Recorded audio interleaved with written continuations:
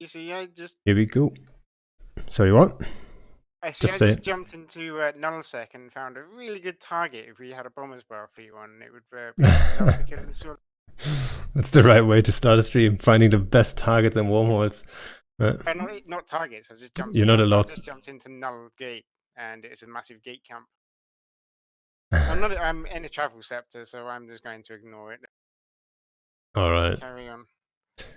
So, guys, so I always had the idea to do like a bomber episode because I mean, bombing is not bomb equals bombing. I mean, there's different styles and stuff. So I thought, who could I invite to a bomber episode? And I think it's probably just fair that that I invited. I'm not sure if you were the guy bombing, but Test bombed an enemy fleet not too long ago.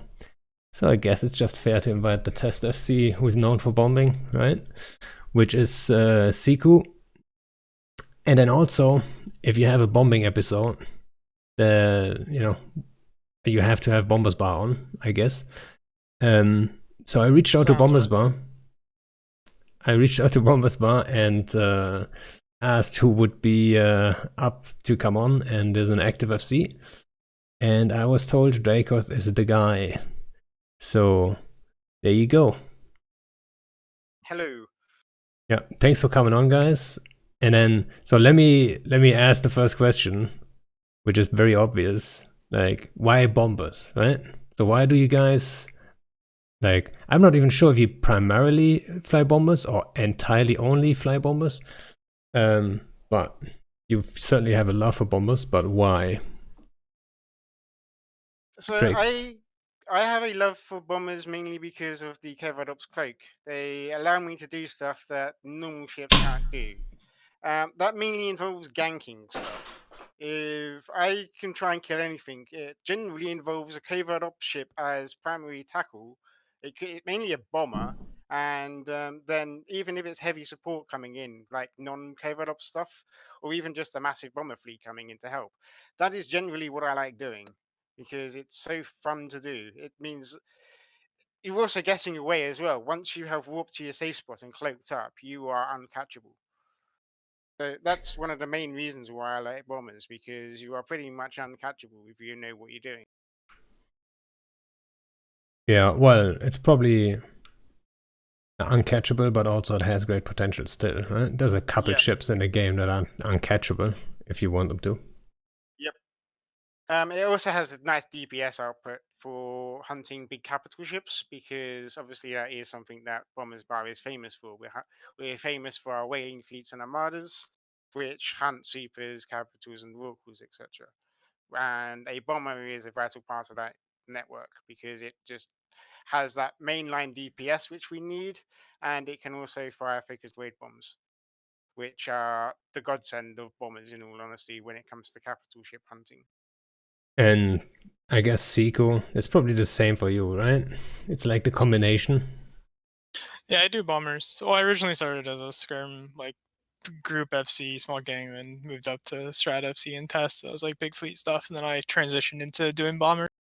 But I just like them because it's a force multiplier. It's the flexibility of being able to blast it around as far as working within an alliance or main fleet fights. And I usually go with like 10 to 20 people or so, so they're huge force multipliers. And it's pretty satisfying to bomb big fleets. You get a lot of kill mills and make things go boom. So it's pretty satisfying, and you're very effective for having limited numbers. It's probably especially. So were you the FC actually for that one fleet when we killed when we lost like a shit out of Battens? Yeah. That I know that scenario. I've been in the same position doing bomber fleet and being the supportive guy. Basically, you're supporting the main fleet who are doing stuff, and they're like fighting the fight, and then you come in like the hero, right? And it feels great to like bomb everyone to shit. And it was Especially like, holy T1 shit. stuff. With the hack meta, the ADCs are kind of tough to get around, and the speed is also difficult because the hacks go about as fast as the bombs travel. So you got to do some flexibility. You can't do like multiple runs from different angles because they're just too fast. So the T1 battlecruiser and like T1 battleship stuff is pretty satisfying because they tend to group up and they're not very fast. So you can get really big returns for only a few dudes. Yeah, I Yeah, did not. Sorry, what? We had a good successful bombing run the other day. We bombed about 5 battleships off with about 16 bombers, I think. So that's pretty nice. I think we might have got on more, but we successfully 5 bombed off on our own. That was with about 16 players. I Wait think a it was second. You bombed one of your own? What? no, we didn't bomb one of our own. We had a That successful was it. Tilex done a successful bombing run in Providence against them guys. I'm just bringing up a kill mail now. It's linked in the bombers bio ATD. They've got 13 bombers on it, which is pretty sweet. And again, that's bombing MJD dump ravens. So they're obviously MJDing around, and the FC managed to get a good warp in on them and bomb them before they could MJD off, which is pretty nice. Yeah. Man, having that flexibility to bomb is so incredibly useful because it means you can fire focused void bombs and just standard bombs on grid. So that's like, that kind of highlights also the difference between the two guys here. Like Sieku, you have more numbers available to you, I would say, right? So if you ping for bombers, you can get 50 guys in a wing, right? It's not the instant 50 guys, but it's possible, right? For pre-planned ops, you end up with, as far as bombing goes, you can have between like 36 and 42 are the max numbers you can use because of the bombs damage each other. But for like the biggest ops, yeah, we'll fill up all 6 squads. But at the same time, you would always want to bomb a little bit more because of defenders and, smart bombs killing some and so on. So it doesn't hurt to have a couple more, right? So for bombers, we generally want as many bombers as we can get for bombing runs. We, as probably Sieku already knows, we have them in, has already mentioned, we have them in squads of 8. But we have obviously the wings as well. But we just set up a second wing. So if one bomb run's gone in, the second wing can then get warped into another squad and bomb them. Or if the first bomb's wave hasn't completed it successfully, the next wave warps in and does it. Yeah, and that's the sweet science about bombing, really, right? It's about position, speed, and then timing too. Right? When do you bomb? And what a lot of people maybe don't even know, which I talked about on one of the episodes before, I think, is that, for example, void bombs, they still damage bombs too.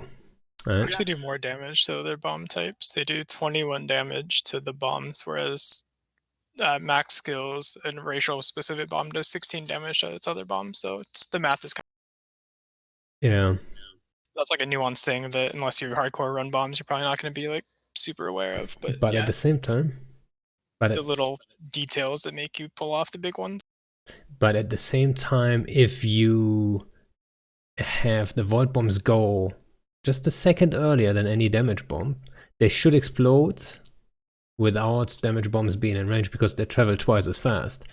Yeah, but they have a 7.5 second flight time. So if you fire in the exact same time, they'll also do damage to the other bombs. You need to fire 3 seconds technically. But again, this is all nuanced detail. Well, that's why you're here, right? I mean, the actual math is if you fire voids with regular damage, and the voids, you can do 1 void, 5 damage bombs, or 7 damage bombs is like the actual math involved. Or you have to fire your voids first, and that kind of gives the game away because other bombers will decloak each other, right? So. Yeah, and that's another thing, right? The big advantage is timing. So if you have a slick bomb run, like in a perfect world, every single bomber decloaks at the same tick, which is not realistic though. So a lot of bombers decloak early, they give warning time. So the reaction time is actually, it's actually fairly easy to dodge bomb runs unless you're, super slow and you can't warp out in time and stuff. But, there's between the first bomber decloaking and the bombs actually exploding, there's a couple seconds there, right? There's way more time than the perfect 15 seconds, right? It's like more like 20-25 seconds. 12-second flight time plus the decloak delay. So yeah, it's and then you have the warp bubble too, right? So you warp in bombers, they're going to land in a 5K or a few kilometers sphere, so the ranges are not always going to be identical either. Yep. Yeah. But so Draco, like you guys, like Bombers Bar, that should also be like a completely different style. right? So the big strat op kind of bomb run, which is from like 6 different angles and stuff like this. That's Yep. usually not your go-to move, right? So usually Bomber's Bar would be more top based, correct? It depends on the fleet and depends on what our numbers and everything like that. Because a big part of a bombing fleet, again, depends on the numbers. If we only get about 8 bombers, then we will obviously try our best to look for targets we can bomb and try and work with what is on grid. But it means that might have to sit it out and watch a bit more. But however, if we get like 30, 40, it does give us the opportunity to do things like torp and bomb on specific targets if they're caught off guard, which is one of the reasons why I love cloaks, because you're all sitting on grid. You warp to the target that is completely off guard and unaware that there's about 30 bombers around him about to decloak. They then all decloak, they overheat their DPS, they align out, and then they blap the target, warp off to their safe spots, and cloak up. That's actually what I started on FC in bigger fleets with, not bigger, but that's where I started from solo or super small scale and corp ops. Running alliance stuff was actually bomber fleets that had no bomb launchers at all, and we were just sneaking around with like bombers, catching single targets here and there, and we call it ninjas. You And get a pretty Yeah. decent return by probing DCs in big fleet fights with drop Yep. bomber. that's Yeah, I true too. mean, Yeah. we we realized when we were having more fun doing that than actually on grid doing the main big fights. I have to admit, Happened to things me like just the other day. things like camping the main entrances to these big fights, the main gateways, is another good example. You could quite easily catch a fleet off guard in a drag bubble or a stop bubble, and have your bombers set up on grid and all have the correct bookmarks, etc. So when they land in that bubble, you bomb them and you warp to your safe spot and get cloaked. And you can even we have found we can be a lot more effective as a unit that way than we can generally on the main grid with the big lag fests. Yeah, that happened to me just, I don't know, a week or two ago. And I had some bombers filled, but the fight got bigger and bigger and bigger, and it was like a total shit show. And I think every bomber FC knows, like, yes, in theory, there's a shit ton of targets, and you'll find an openings at some point. But at the same time, there's gonna be a shit ton of bubbles. You'll never get a clean warp, and then it's hack meta, right? Everyone's in hacks. Like, what are you gonna do? You That need to catch them in warping. half your fleet is DCing. You're spending about 2 minutes actually in warp to the target from your 500-kilometer word ping. It wasn't that bad, yeah. But yeah, I was Yeah, so tie-dye yeah. involved and everything. I have been on some of those battles where it has been sort of like that. Trust when there's Yeah. over like 3 or 4 thousand people in the system and we're trying to do bombing fleets in it, I have to admit it is not the best thing to watch and do. It is why I try and do different fleets rather than Oh, there's a decent number of enemies that just come into system now. If I'm like, my guys are in local and they just bubble all the things, we're like, well, okay, we'll just wait. And sometimes you just wait forever and nothing happens. You never get that opening, right? Yep. Yeah, and like a lot of the guys we bomb like with develop those anti-bombing tactics, which are like put bubbles everywhere or bring a bunch of like an entire destroyer fleet for defenders and Not like we did that one time. Not a single dicta with us. yeah, Uh, or like they like defend Sino in the subcaps in like in the middle of their Titan blob and they just firewall with the Titan smart bombs. We're like, well, Defenders are good, but they still do have their limitations in how their AI is set up, because there are That ways is you can true. get around them with bombing. Well, I'm not sure if there's ways to get completely around them, No, but the yeah. defenders are more like bombs essentially. They're dumb. They go to the closest target. So if everyone launches defenders at the same time, then they're all going to go to the closest and leaving the other 7 completely fine, happy to be there. yeah, with defenders, the squads don't matter. You just fire them all at once and some are gonna get through. Yeah, Yeah, it's a numbers game. That is the point on defenders. You need about probably 4 or 5 times more than defenders than you do bombs. yeah, like I remember CCP saying though when they first came out with defenders that they will spread out and you hit your defenders, and then they will hit different targets, which I think maybe to a degree works, but usually It's in a bomb run, yeah, well, it's very that's hard just to. like tick based, right? Yeah. Say it again. What? It's the server mechanics, like because the game Oh, yeah. populates every one server tick 1 second, whatever.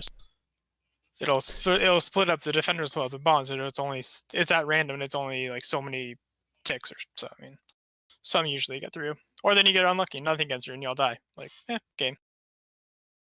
Yeah, I had that before though. We fought, for example, Jackdaw fleets with like Stukas and stuff, which used bombs like a lot, and we still wiped them out. Even though they had 100 defenders and we only threw like 30-40 bombs, they would still all die because it's very hard for them to time, right? And yeah, it happens. Kurosen says most memorable or favorite bombing run. Like, what was yours, Sieku? Which one? There's been so many screw ups. Like every fleet has a horrible time. Most of the time, there's nothing in particular that I really recall, minus my old. Back in the day, I thought it'd be really cool to bait like fleets to warp in to try to kill you if we got no content. So I used to use like my FC Tengus, and I quickly learned that was not going to happen.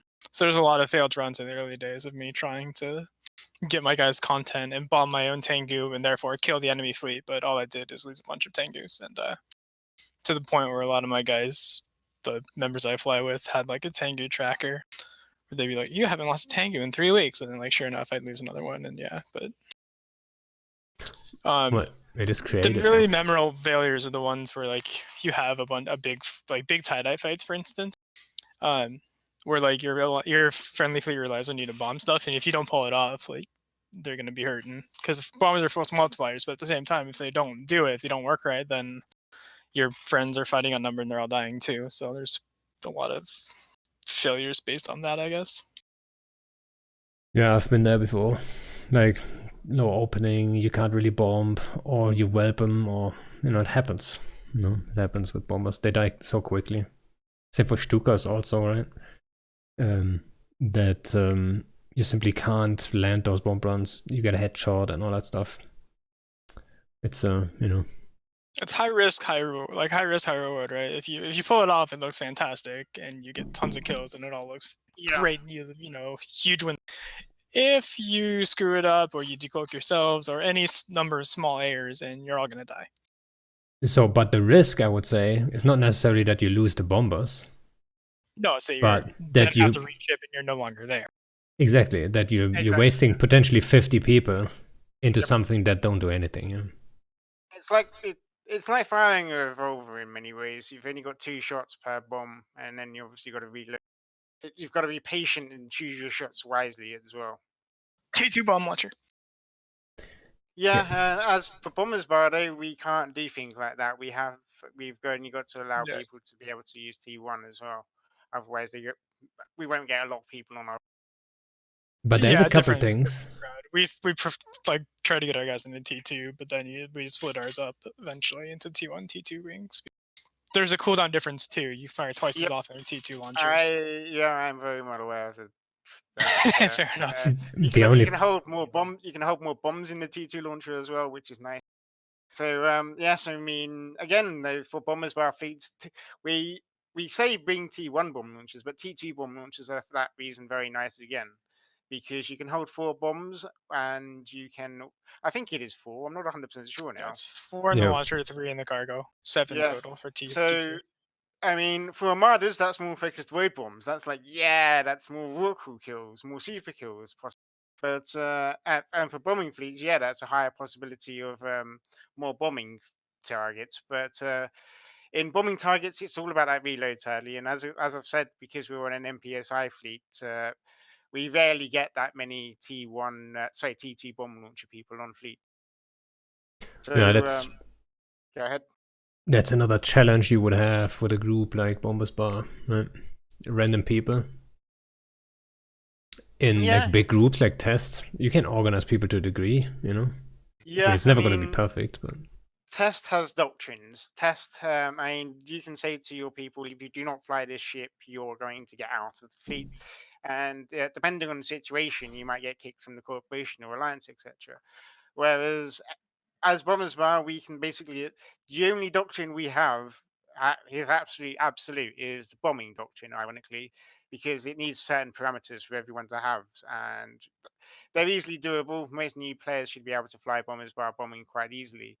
It is on Armadas, and then technically any other fleet other than Armadas is where you can say, hey, these are recommended fits, but if you want to bring your own, you are more than welcome to. And trust me, I have seen some really wacky fits when I have been ship scanning people inside Armada chains. It is incredibly odd what people come up with on their own. Yeah, Yeah. I can't give you some examples now, but I have seen some really wacky fits. yeah, I can imagine. Like sometimes we have like there's one fit, an old fit with like small shield extenders.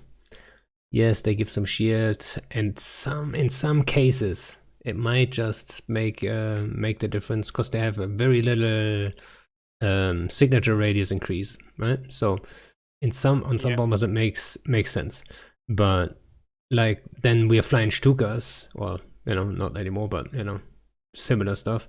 They're AB fit, and you want max tank, then people mix it up, and I would say we're pretty well organized usually, but like it's such a headache already just with two different fits, right? So I can only imagine people, like random people, joining your stuff, and then it's chaos, right? I mean, that comes into actually the limitations of what a bomber can do, right? Most bombers are going to have pretty much a standard engagement profile, really. They're mainly going to be good against capital ships and battleships. If they're bombing, they're going to be good at all subcap fleets, depending on the situation, because obviously they would just bomb them off.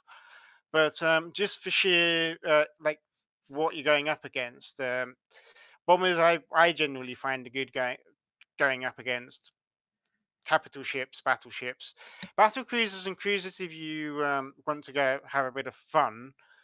But yeah, you're risking it a bit more with battle cruisers and cruisers that they can just one shot your ships a lot better with the better tracking and the better application, etc. So yeah, there's a general profile.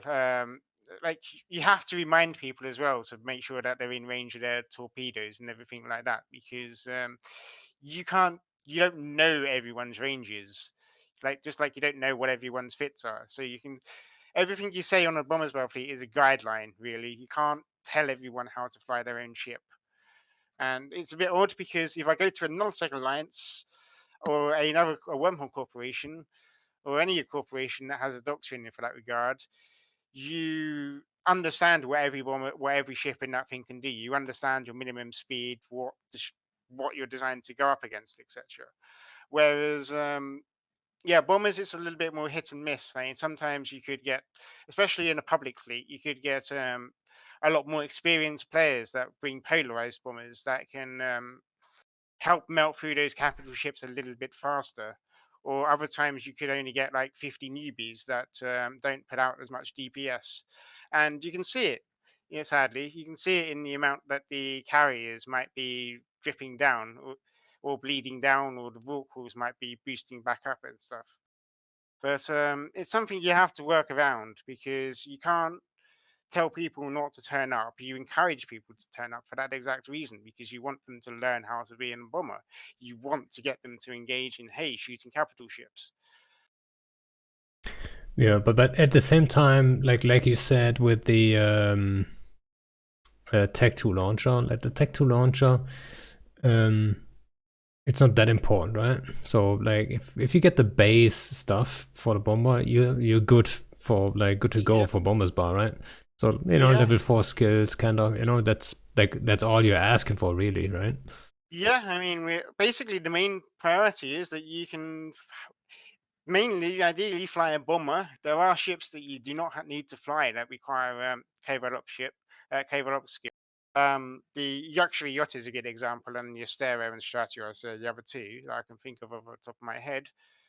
But yeah, basically the bomber is that main go-to ship in Bombersville because of what it can do. It's bridges around and is able to take a Black Ops bridge, which is I think so much more useful than any other bridge like Titan or even jump bridges. In all honesty, they're so much more useful Yeah. to have around. But are you guys not stuck because you're named Bombers Bar, right? What are you gonna do? And like bombers are complete shit. Let's just imagine tomorrow CCP comes out and says bombers are getting a nerf. They're only rockets. They can only fit rockets, and bombs don't do any damage anymore. Hey, what are you gonna do? You gotta create a new group basically. Um, It's like Bombers Bar. we probably wouldn't change the name. Bombers Bar is I wouldn't say trademark now in Eve, but everyone knows what Bombers Bar is. So sadly, we wouldn't probably go for a name change. Yachtbar. As for terms of ships, I mean, it depends what exactly the buffs are if they change them. I mean, yes, they might say only rocket ships, but then they might increase the rockets damage to like the same as what a bomber is now. And it might be interesting. I don't know, having like 20 to 100 bombers sitting around a carrier at 5 kilometers. It sounds a bit risky, but you never know in these day and ages what CCP will do next. What numbers do Bombers Bar usually have at the moment? Like if you form, like how many guys you get? It depends on the fleet type, in all honesty. On Armadas is our flagship that we try and do every weekend or every other weekend if possible. We aim to get about 50 to 100 people. This includes the support roles like rolling, the blocks, the hunters, and recons, etc. as well. So of that, let's call it 80 people. You can expect around 50 to 60 people in bombers, which is enough to do a lot of fun with. Yep. And so we were talking about the Tech 2 bomb launcher, right? Yep. The reason why we never, like, I think most of our guys within, like, I don't know, within a week they could, fix that skill hole if they had one, or they can already fit Tech 2 bomb launchers. But we never went for it, or I never asked for it because it's such an annoyance that you can load 4 bombs, but you can only have 3 in cargo, which means on like fleets where I would want people to bring both damage bombs and focus void bombs, but you don't always know what you're gonna get, especially when you're out hunting. Yeah. You cannot swap, right? You can't reload unless you want to lose 4 bombs, which is not the idea. You can YOLO one of your bombs and turn it into 3. Yeah, but like now imagine that part. Or like we have to switch bombs, everyone bomb randomly, it's like what could possibly go wrong, right? So use the bomb truck to swap if we do. Yeah, but it just means you can't swap on the fly. You extra step. You can put them in a blockade runner. Yeah. You have to decloak. You know how it is, right? It's just a pain in the ass. So if only they had enough cargo, or let's say the bomb launcher, you could just you should load just 3. Maybe you can do that, right? Yeah, you can be like one of our snowflakes and fit cargo expanders, but we do not support that. Yeah. Terrible idea. Don't do it. No. Like I would actually prefer a Tech 2 bomb launcher that only loads 3 bombs, so people can't make that mistake, and you're not running into this problem, right? It wouldn't be too bad to be quite honest. Maybe a faction bomb launcher. So obviously, talking about bomb launchers, obviously there's something that you're aware of. Bomb launchers obviously don't happen in low sec, so there is no point in fitting a bomb launcher because it only increases your signature radius. Fitting a bomb launcher increases the ship's signature radius. Yeah, you can offline it though. Yeah, you can offline it, and that decreases it. But we have obviously because we are public, we have a lot of people turn up with bomb launchers on them, and when we're doing things like a Habakkuk fleet, which is mainly based in low sec, you just say anyone that has a bomb launcher, you might as well just turn it offline now, because having that extra 10, 15 meters signature radius, it doesn't sound like a lot, but it helps. It helps in your survival, or decrease in your signature radius, I should say. Yeah, we don't operate OSEC as like a general idea for most of the fights, and when we do, we just switch our doctrines. We because I have that flexibility because I run a SIG within a big alliance, so we have the same 20, 30 people. And then another thing about bombs and stuff that I always wondered about is the lockbreaker bomb. Like, is anyone using those? What are they doing? Terrible. It's just a burst jammer. That's a longer range. And not even a very strong one either, right? No, it's 12.4 jam strength, which is terrible. I have yet to hear about anyone actually use one. Well, I use them for memes, but as an effective thing, Same, no, yeah. they do the same thing. Like if you're gonna bring a lockbreaker, you may as well just bring. The only way I could see lockbreaker bombs is being useful, and just for the meme factor, is you are basically on your own. You're in a system where there's hostile mining ships out in a asteroid belt, and you just occasionally fire lockbreaker bombs at them to stop them locking their target. But that is generally it, and it's just the meme factor. Say there's 50 odd covetors in the belt. But you might as well just decloak ECM burst and warp out. Yeah, it's way exactly. faster and safer. Yeah. That's another thing that I actually have been suggesting a few times. Like ECM bursts, like especially on scepters. Like, why is that even a thing? Right? That's not a good thing to have in a game.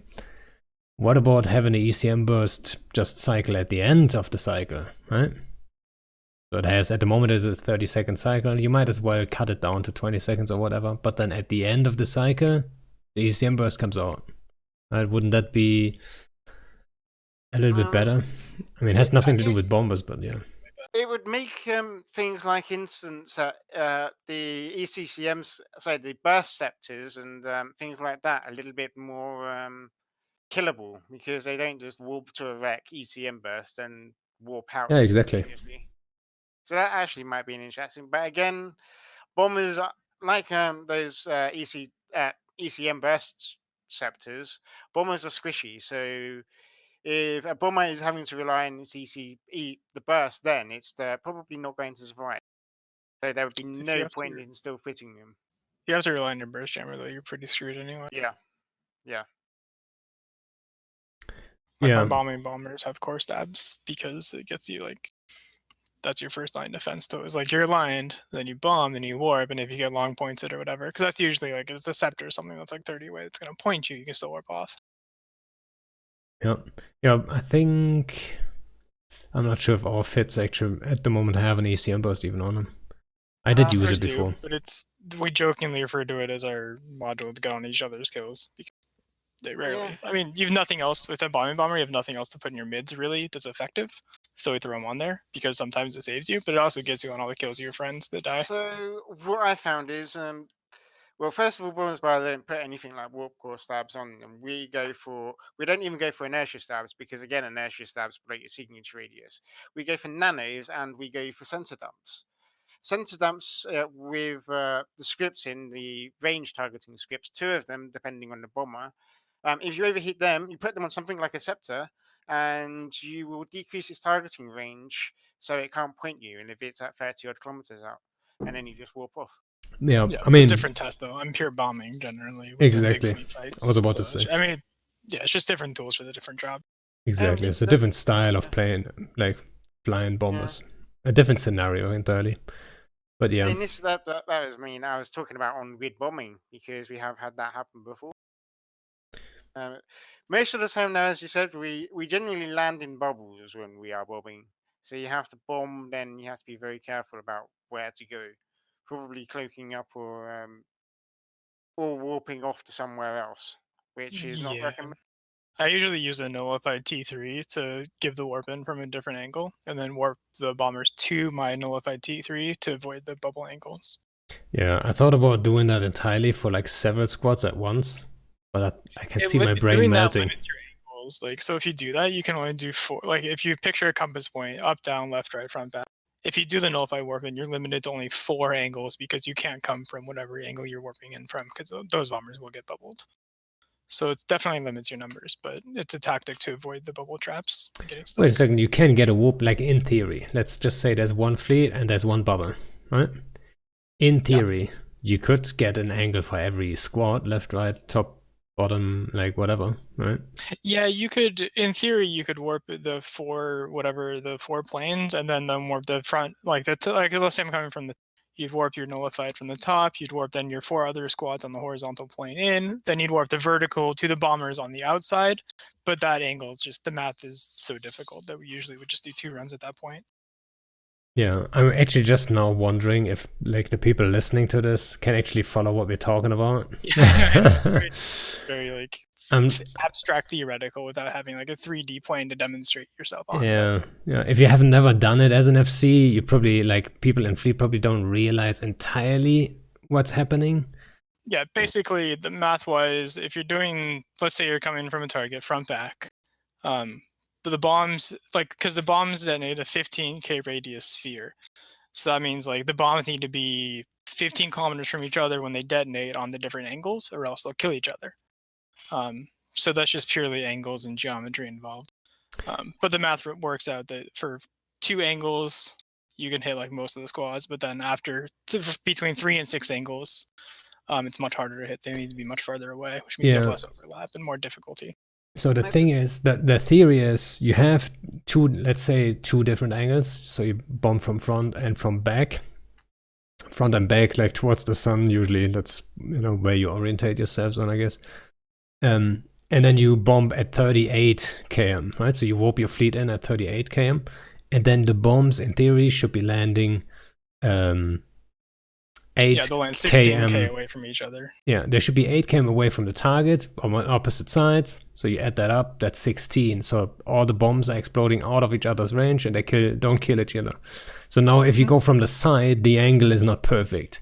So if you bomb from the sides, in theory, they should be just slightly in range. But then timing comes in play, right? So also the war sphere too. So if you manually warp at 38, some of your bombers are going to be 36, and some of your bombers will be 40, just based on the. That is correct. But usually that's not a big issue because the timing is never perfect. So if the front guys bomb and the back guys are a little bit later, just one tick, that's enough for the bombs to then not hit each other because they explode earlier a little bit and stuff like this, right? So usually it still works out with that, even though technically in a perfect world it probably shouldn't, right? And I hope that kind of explains it for people. So it's just difficult to line it up, right? So I mean, as we're talking about the theory, the practical side of it is also very hard because, as you're saying, we're talking about warping from pings down to bomb fleets. Something that everyone has got to remember is that the FC or someone has actually gone to the time and effort to create those pings in the first place. It means that basically, saying so, like the FC has basically had to work out his geometry, work out all of the positions on the grid where he estimate how many people are coming to the fleet, and then has to put in place and set up a actual infrastructure so everyone can actually warp to it and hopefully get some successful bombing. I have heard of Shiro spending a good hour or so doing bomb run things. That's not including getting there.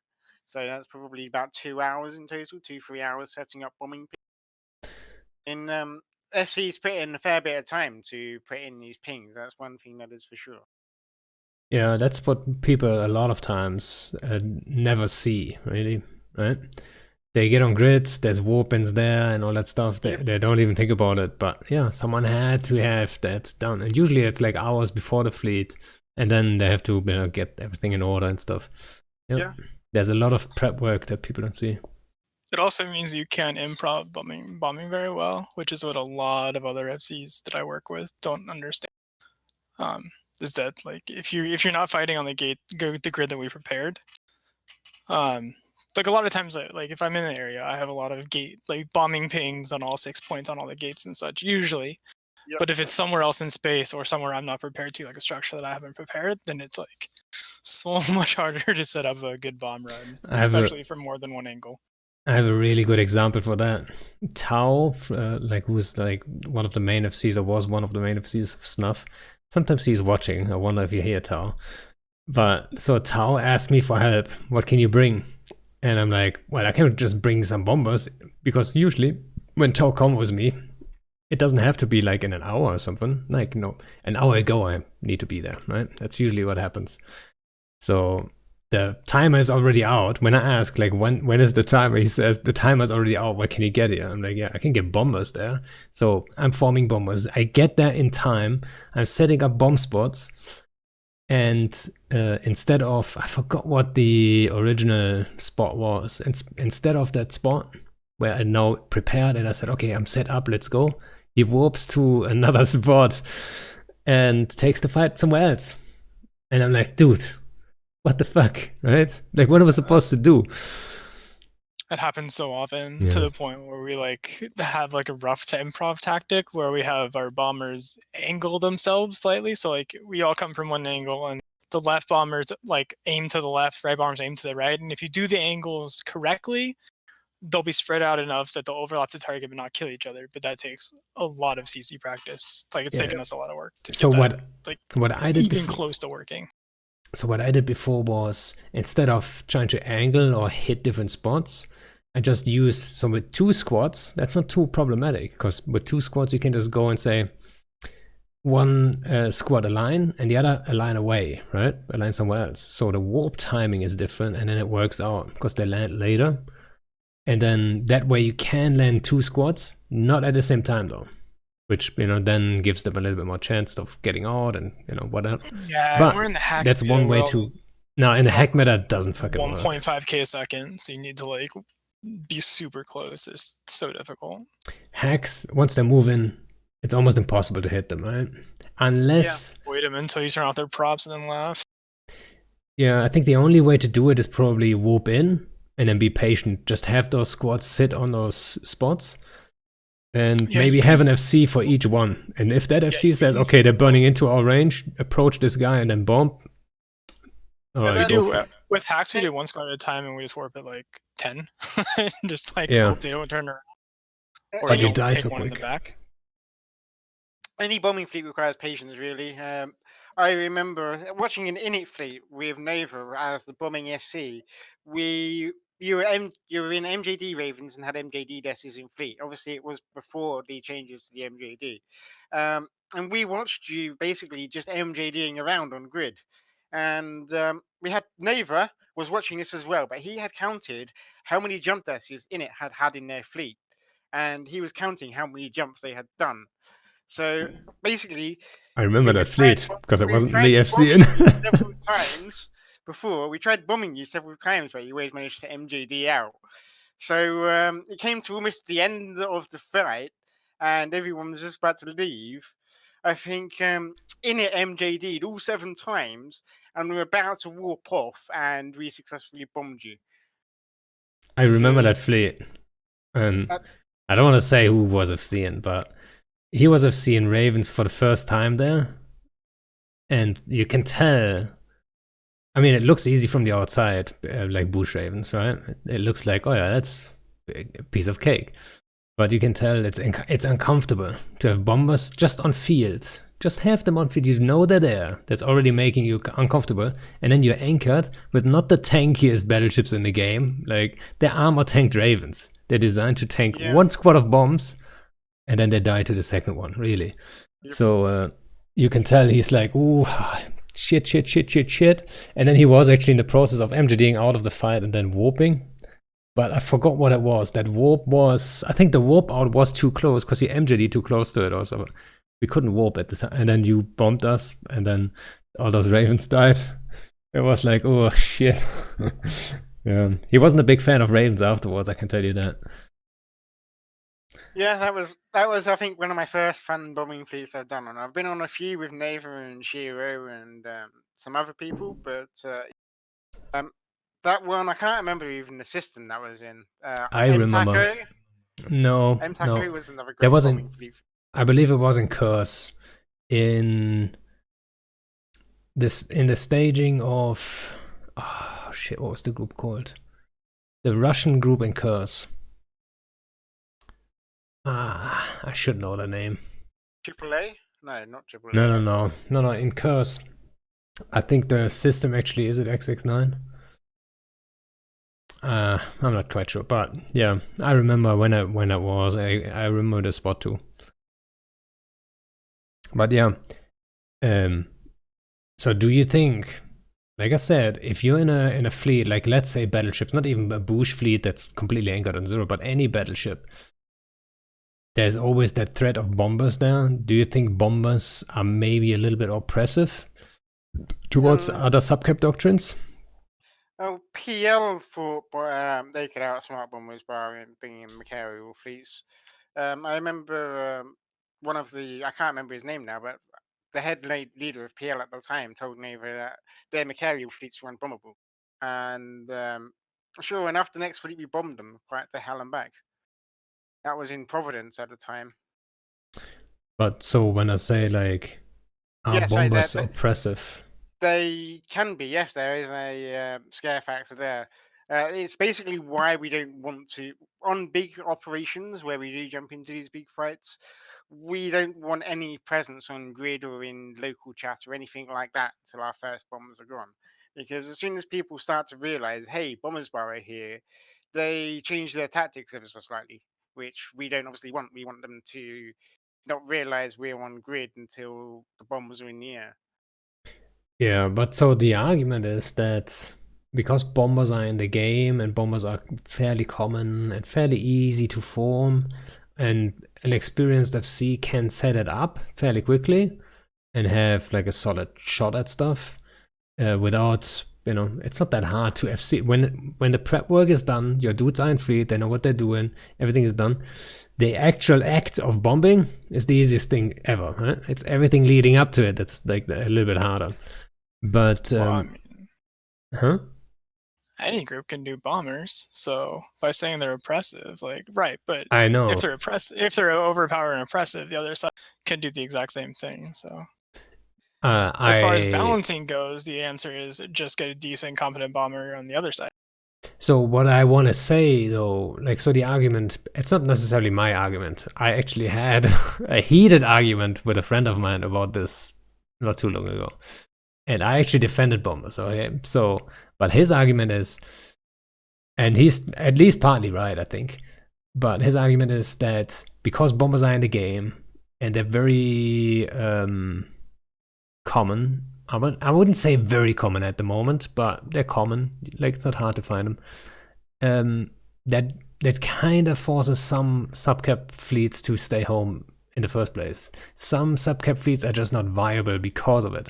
For example, if you fly like super slow battleships against tests, it is a very big risk. So you kind of want to avoid that. But at the same time, at least my argument is always you can spread out to a degree. You'll never be able to land enough bomb squads if, like, for example, the bands are orbiting at 15. That's all it takes. Because the overlap from those bombs, it's not that huge, right? There's a tight spot. You're never going to kill them. There's also, like, other people have anti-bomber tactics, right? You just put bubbles everywhere, and you're just forced yourself to fight inside a bubble grid. Yeah, which is not always an option, though. Like, sometimes you simply don't have the numbers to, put them everywhere and all that stuff. Right? I mean, that's one. The other option is to obviously get in very fast, speedy ships and try and avoid the bombing, which is doable because, I mean, there's still that time for the bomb traveling towards where it's going to explode. And any FC should realize that, hey, that bomb is going to explode there. Let's burn this direction to get the fleet out. It's not always an option, depending on the doctrine, right? Some doctrines are just not. The fact that doctrines have hard counters is not like an issue with the bombers. It's an issue with the simple game battle. Yeah, I mean, but then as we're going on, bombers do have their strengths as well in the fact that they do throw damage bombs that can wipe out fleets. One damage bomb could technically wipe out an entire fleet if the person knows what they're doing and the fleet is being a bit silly. So, like, battleships are good because they're powerful. They have large EHP. The downside is they can't move and get bombed easily. All right, cool, but like that's fair. Same with T1 battlecruiser doctrines, but like every comp in the game should have a counter. So it's less punish the bombers and more adapt your tactics to fight your enemy, just like every alliance in the game does. It goes down to my preference of how I see a bomber. In all honesty, I see a bomber as more of a guerrilla warfare ship. A ship that you can do hit and run tactics on and go back and get cloaked up and get safe. So you go in, you do your damage, and then you GTFO before anything else can form up. So yeah, I mean, rather than trying to do prolonged stuff, it's one of the main reasons why I got into Bomber Spur because I just wanted to do almost guerrilla warfare against people. Like, I think part of the But- argument was that is it fair that 40 dudes can counter 250 dudes or whatever? Like, your argument is like, let's force multipliers, and like that's a fair point. Should 20 dudes be able to kill a 200-man fleet? And it's like, well, I see the argument.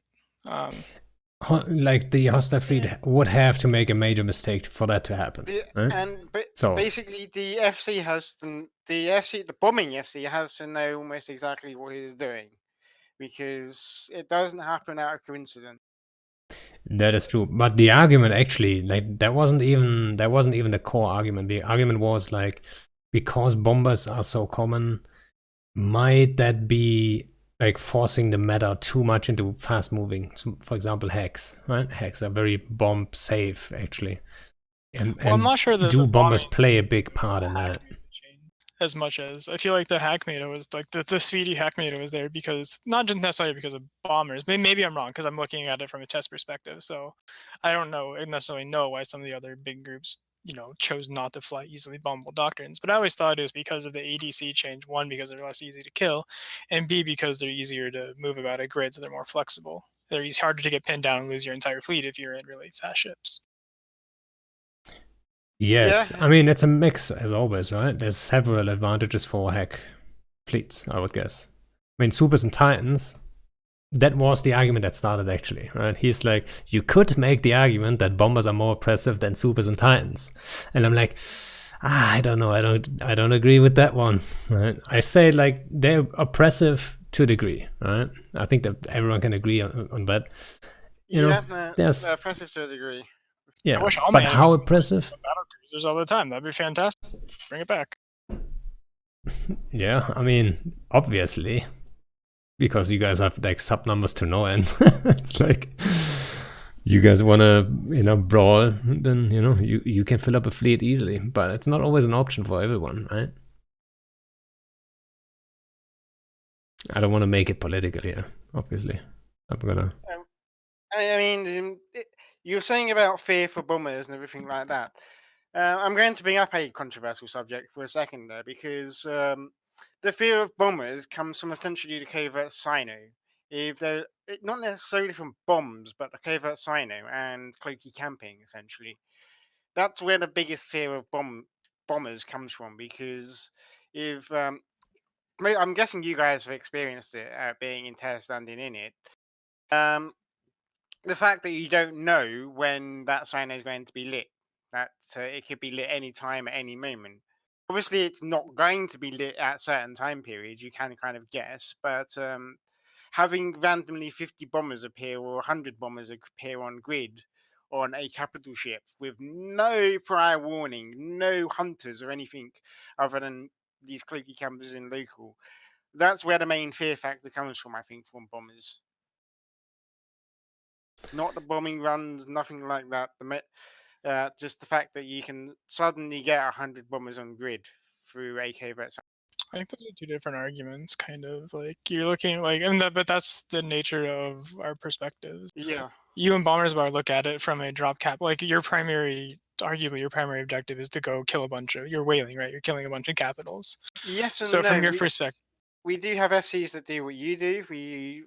As I said before, we had a successful run earlier in Providence. I think got 16 odd bombers. We got 5 MJD Ravens, actual kills, and we got on like 12 in total, which is not bad. yeah, absolutely, like, it's good. A smaller scale, definitely. The individual person living in their home space is absolutely afraid of covert sinos, but the covert sino is less a big deal when it's over a major strat op with a couple thousand, people on grid for a set piece. Yeah. Yeah. So in that case, is like, and I think that's part of the argument is that the covert sino is definitely a threat to most people, like in your home space for individuals riding and stuff. But for the major set pieces, you just like the sino is kind of like doesn't really matter all that much if it's over a set objective with a timer and all that. Yeah, it's two different styles again, right? Yeah. But I mean, that's why I invited you to, right? Because I knew it's going to be two different point of views or two different takes on bombers. Yeah, That's why I'm interested to hear, Shake. Is that how I pronounce it? Shake's point of view. I'm sorry if I'm pronouncing Say that again. What? it. Shaiku, Oh, Siku. okay, me. Hi. Yeah. Sorry. Siku. Yeah, Siku. That's it. Yeah. Sorry, I'm a name butcher. I tell everyone out on my fleets that I am a name butcher. So yeah, I mean that's why I was interested in joining, because I wanted to hear his perspective of it as. But yeah, I generally don't do bombing fleets. I do Wolfpack fleets, and which can get lucky and do some bombing runs on them, but I haven't had that in this successful amount of time. I mainly use bombers in a considerably different fashion, as in either whaling fleets, as you guys would call it, slash armada fleets, going after the capital stuff. Or my main big fleet that I love, which have done since being a junior FC, is I call it wormhole splunking now, but it's basically doing wormhole diving fleets, and this is stuff that I stream. I stream the FC side of it. I have I run two accounts on the stream. I obviously have asked for hunters and everything like that to come, but it's mainly Stratioses as well. So I do obviously bombers are welcome and bombers are a big part of it, because every time any bombers bar fleet you're welcome to bring a bomber. But yeah, the bombers in those fleets are welcome because they provide the DPS, they provide the extra utility, and the insta-lock. Because there's nothing like having 5 Stratioses decloaked on grid, but nothing can bloody lock the target. Whereas the bomber can decloak, grab the target for the Stratioses to hold and kill. But So yeah, I go into wormhole space, and bombers have incredibly good use in wormhole space as well. I found they're not really that expected. Like you go into wormhole space and you don't they don't know really even what expect. bombers are sometimes. I'm surprised sometimes. Yeah. I mean, you don't really expect 10, 15 bombers to decloak uh, around a target on the grid in a wormhole and just quickly blap it off. And without local, it's even easier to be sneaky, right? Yeah, yeah. But so you guys always have that little bit of a love for bombers, and did that actually um, influence the group you would join in the end? Well, I was before I became anything to do with Bombers Bar. I was in a nanosecond pagan full. I got through. I came into Bombers Bar because Calcula had some of his characters in the same corporation as me in nanosec, and basically he got me interested in Bombers Bar. I then started to do some solo stuff in wormhole space in a Stratios, and teamed up with a couple of friends and got some good kills. But I found out I was mainly the FC. I was mainly the one leading it. So And basically, things naturally progressed. but yeah, like, so how does that even work in Bombers Bar? Like, you just join and you say you want to run a fleet, and then you can run a fleet, or do you have to like have a name or some shit too? You know. So to join, you can technically yes, you should probably join be on one or two fleets before you say yes, I would like to run. But anyone can technically FC for Bombers Bar. The FC application form, I believe, is in. I'm just checking now to make sure. Is in the more info channel. In the main Bombers Bar MOTD, there is another channel link called More Info here. Click here, and there's an application form in there. Anyone with no experience to a fully experienced block person can apply to be a junior FC. We're happy to teach people. I mean, I use streaming to teach people how to hunt. So okay, it's nothing to do with bombers, but obviously teaching people how to hunt means they're hunting for bombers bar, which means that the bombers are getting the kills. Um, but yeah, as I was saying, we we mainly just use bombers. Bombers are I use bombers in NFC. IFC. My FC ship is a bomber. IFC most of my fleets, armadas, whaling fleets, in a bomber. Simply due to the fact that First of all, it sounds odd, but I am trying to focus. I'm trying to focus on FCing. I don't really want to do DPS, so I just mainly go in like a faction top bomber, so I can hold on the target necessarily.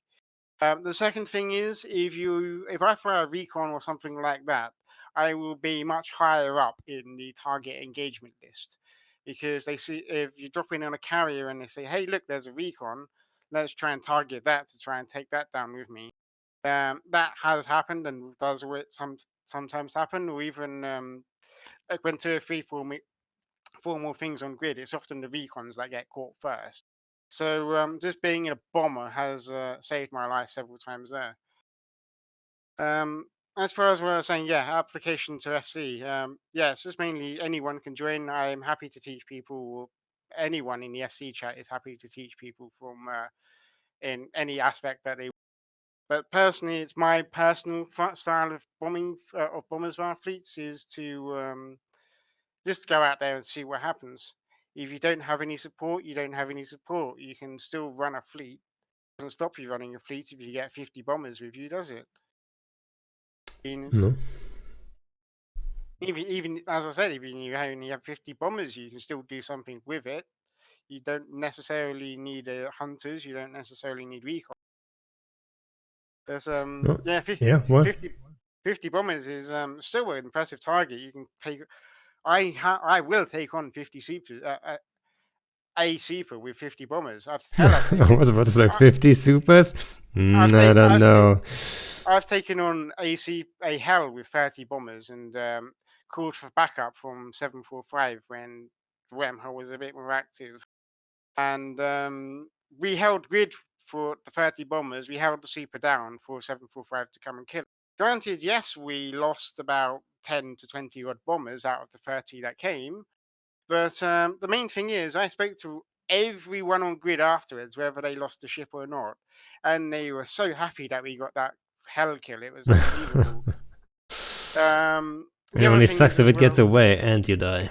yeah. That's the risk you take. Another good reason why I like bombers is because ISK efficiency. A stealth bomber can pack a very large punch for its weight capacity and its price.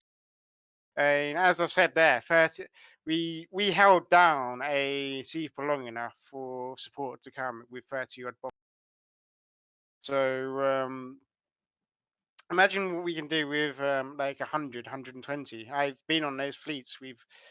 In Goon space with 120 odd, 150 odd bomber. We've taken on like 6 supers at a time and tried to kill you all at the same time. That was in Goon space. There was a vendetta on grid, like 2 or 3 Nixes and a couple of hells. We wanted that vendetta, so we were going after it. But Did you sadly, get it it got though? away. No, it got away sadly. Yeah, Um, I mean, you said like 50 bombers, you can do something. I would argue like 50. That's a solid number. Like any yeah. I FC mean, who 50. starts FC and then is disappointed he only gets 50. Like I meant 50 bombers in general. It sounds very odd that you would only get 50 people turn up in bombers, but 50 bombers, there is a huge potential of stuff you can do with it. That's what I was trying to say. So, yeah, even 20. So the fleets that I used to fly like way back, I don't know, 2012, 13, 14, I don't know. I've taken on, with about 15 bombers, 2 recons and a Loki. We've taken on Yeah. small cruiser gangs and like Yeah, 4 exactly. Aiming Navy issues and a Loki. We didn't lose a single bomber, I think, taking on that engagement, and we came out and killing everything. Yeah. Having that's why I love bombers as well, because there's not only these big ganks where you get on supers and all of that stuff. There's also these small chill fleets where there's only like 10, 15 of you on in the fleet, and every little helps. Everyone like knows what, not necessarily what they're doing, but knows to actually be a bit more aware and part of the fleet, as it were. So what about Sieku? Like, so in tests, like, how did you get started in test and like work yourself up there, or like you said earlier? I think you started as like a skirmish FC, and then you only started bomber FC as like a strat FC or something. Yeah, I joined tests right before I actually deployed to the military, so I kind of like was just doing my thing overseas. But yeah, I just joined test, took a fleet out as a regular line member for like a roam, because I didn't know what the hell I was doing. Still don't really, honestly, but kind of improving. Took a roam. They're like, we don't know how to get back our FCDC. It's like, I'll get us back. I don't know how. I discovered what a fleet warp was for that fleet. Good times. And then everyone died. Yeah, I don't know if we made it. We probably all died or got lost or went to wormhole and never left, or however these memes go. Must have been an okay experience, otherwise you wouldn't have stuck to it. Yeah, I discovered that if you're telling what people do, it doesn't really matter if you're good at the game. So fantastic for me. I have good situational awareness. Terrible pilot, but I kind of know what's going on. That's for a lot of FCs. Sounds like me. Yeah, just taking fleets out, got promoted to skirm. That was right when the CO2 tribute war was about that time back in the day, after World War B, whatever. So took fleets out, got promoted to strat, and then needed a group of guys to try to kill a really shiny big. They're like, well, there's this group called Preds. They're kind of like relatively decent cloaky guys, so I hung out with them, and eventually they're like, wanted us to lead this group? I'm like, sure. And here we are, like almost 4 years later-ish. It's going pretty well. Yeah, and then like step by step, right? It's always the same story, I believe. Like in FC, you have to gain the trust of people, and then it has to work a couple of times, and then people start believing in your ability, and then you can form like a bunch of people quickly, which is sometimes the most important part about Bomber FCing is like if someone asks for a Bomber wing, do you get 50 guys quickly? Or not 50, but let's say 30, 40 guys. Do you get them quickly, and do they know what they're doing? Like, do you fly bombers regularly and so all that stuff, right? So, it probably took a while. I mean, when was that MTech kind of stuff anyway? Wasn't that 2016? Yeah, it was late 2016, I think. Yeah, that's a long time ago. Yeah, but then step by step, right? Yeah, it was actually during that war it was during the after CO2 war ended. It was like Tess was still living in Vale. CO2 had left Tribute. And it was like NCMPL. But so we're just like trying to set up traps and do small gang stuff, and then that's kind of how I ended up getting in charge of these guys. And then I mean, Predators is a SIG within Test and Legacy. It's like the cloaky group SIG, but it's mostly small gang covert op stuff. But yeah, it's developing those like 20 to 30 core guys that make everything happen. So it took a while to get the tactics, took a while to develop the trust and the stuff. But like I said, going on 3.5 years, almost coming up 4 years in November. So it's a good group of guys. Been flying together for a long time now. But so you were already in test when you started dipping into like Bomber FC, right? So it didn't have any influence on joining test. No, yeah, I joined test because my friend and I were just looking for a group. We just like started playing Eve. We didn't know what the hell we were doing. Like bombers sound pretty cool because they're cloaky, right? That's pretty neat. I remember the day I discovered them. I'm like, what? They have so much DPS? Just looking at the bomb launcher, right? I'm like, what? Yeah, so for the first like month of me and my friend's Eve career, we were in MTECO because that was like the closest nullsec group, and we were just like watching CO2 on dock. I think it was Ishtars. And we just like started throwing bombs. Because when you undock from stations, not citadels. So we're just like throwing bombs, and we're like confused why 2 bombs weren't killing everyone. But then we eventually got looking for a bigger group and discovered Test because they lived nearby an OB. So it's like, there's a bunch of dudes here. And we joined them, and that was that. So basically, you were surprised there's no like 2 bombs don't kill anyone? And then you're looking for more dudes, and then you find Test, plenty of dudes here. We're just looking for a bigger group, and we're like, you guys fly bombers, right? And they're like, yeah, we have a bombing group, sort of. And that's when Villy was leading Test bombers for a lot of those strat ops. During the beginning of World War B, we didn't know I didn't even know what goons were at the time. It's super new. But like I said, we were just trying to throw bombs at anything that moved in like nullsec, because we're just like, these are awesome. You're super new. Are they not dead? And like we killed like our first destroyer, and like me and my buddy were just like so stoked. I can imagine. Well, the first thing I bombed, killed with a bomber was myself, and I'm pretty sure like I'm not the only one here, right? That was back in the day when you could not move your ship when you took like come to gate or bridge or whatever, and you just bomb and your bomb didn't move. That was also another thing we did too, right? When, for example, there's a saber. Like, oh boy. Yeah, there's a saber on the other side, and you're just holding cloak and spamming your bomb launcher, and then the saber would burn to you to decloak you because we are a bomber, right? And he burns straight into the bomb. Man. I was freaking out trying to run away from my own bomb. Didn't work out. Well, I think that's like the common first experience of bombing. Like I thought, hey, you locked that container, it's just a test run. So it's 30 like we took that right? idea that then we started siloing bombers between a Rourke and its excavator. You started what? Say that again. Signing a Rourke between his Rorqual and signing in a bomber fleet between a Rorqual and its excavators. So right. The bomb blows up as the excavators are coming towards the Rorqual, which is sounds like a very good trick. Did you know you could also MJD bombs? Yeah. Yes, you can. So I tried that too. It's hard to set up though. It's hard to set up, but it's going to be one of those niche situations where if you pull it off correctly and everything, and the stars align, it's going to be amazing. But I've never seen anyone.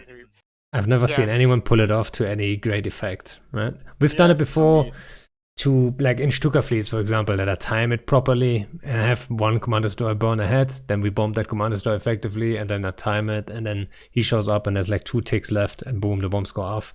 We've done that, but does that really count? It's not really the same thing. So yeah, it's done it in theory, but there's not much practice because when am I going to need to bomb someone? Because you have to be, 130 off whatever, because the bomb's going to travel 30. Then 100, right? So yeah, I mean, nowadays you also then probably going to lose the MJD Desi as well, because it's going to die, which is fine. The fleet is either going to be dead or very angry that they've just had 8 bombs jumped on them and about to turn around and play. The problem is that hacks have so much range. Yeah. Well, like in theory, it has like a situational use in theory. If, let's say, a bunch of battleships are sitting inside a massive bubble, whatever, you could in theory boost the bombs through, into that bubble because you can't get bombers in there, whatever. But I've never like run into a situation where we'd actually I know how to do it. Yeah, it also takes a minute to set up as well, obviously. Yeah, but I've never actually had a reason or like successfully doing something like that. Yeah, so like my theory how to do it is not so 130. It looks cool. No, do it for bragging rights, but I mean, we did some awesome testing. I can talk about that in a minute too. But like, so in theory, I think it works, and I'm gonna give it a shot here and there. So in theory, the 130 km that you said, that's not true though, because the command destroyer has to be at 100, right? Because you bombed the command destroyer, and then the bombers warp to the command destroyer at 30. The command desi would be like 120 or whatever it is, because you have to boost the bombs mid-flight, or like range-wise. Well, so let's say in theory, there's a fleet on grid, whatever it is, right? Dudes 1, 2, 3 have some Cerberuses or Mutants or Eagles or whatever, right? The problem is you can't sit at 100 because they would just kill you. They see you, boom, you're dead. So what you would do, or whatever, do double boost and take them with you that way as well. But so what I would do is you warp your command destroyer at 100 on them, cloak them up. You should do that with more than just one command destroyer. You should do that with like 3 or 4. And then let's say command destroyer number 3 says, all right, I'm in a good spot. They're going to burn into my direction. Let's do it. Then you warp bombers onto him at, I would say, the perfect range would probably be 24. Because the 6 km range of the bush, right? Yeah. It would be kind of, so I would say warp him to 25, I would say, just timing wise, that should work out. So you warp them at 25 on your command destroyer, and at 18 km, when the bombs are 18 from the command destroyer, that's where he should hit the MGD. So 5 seconds later, the bombs should be right around the 0 mark. If they're a little bit further, that doesn't matter too much, right? So you should be able to hit most of them. And that way, it should be fairly quick to set up. It should be fairly reliable. But it's very skill intensive from the commander's perspective, right? Yeah. You need to trust these guys that they know what they're doing, because hitting that on the mark is not that easy, right? And the Yeah, I situation agree. can change by the time you warp and by the time he hits MGD and all that stuff. These hacks that were in range perfectly, they might just be out of range by then, right? Also, I mean, I don't like it sounds cool, but you can also just warp your bombers to 10. The only reason you do it if there's like a bubble in the way or something like that. In which case, warping your booster to your fleet at 100 is gonna be difficult because there's probably gonna be bubbles in line anyway. But the main advantage would be if you do a bouge bombing kind of thing, the main advantage is that they see the bombs way later, right? So they have less reaction time for ADCs and all that stuff. Yeah, for sure. So you Yeah, want that's the bombs to show up and then instantly explode in a perfect world. So it'd if you be warp great at to 10, you pull would off. have to bouge earlier and then they would see them and all that stuff. Yeah, it looked fantastic if it could be pulled off. It just would be very difficult to And get then- practice.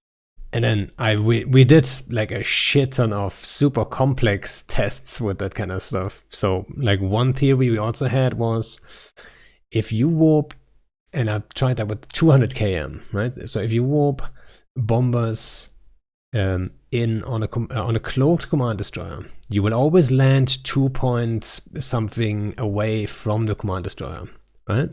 You're all cloaked. Yep. So you don't do anything with the bombers.